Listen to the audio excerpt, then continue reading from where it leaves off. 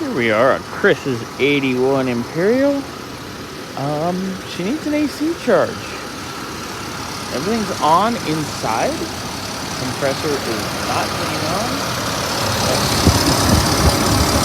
That's literally 4 psi. So,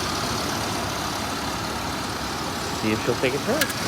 As we begin to charge, compressor does start to try to engage. Promising. Alright.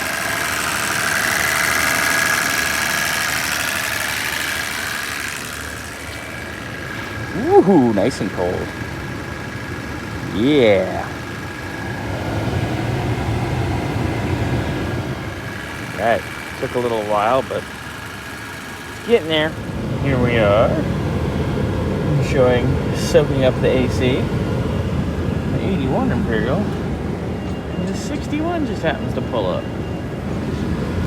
Imperial fun time! Cartier crystals. Fancy. Yes, fancy.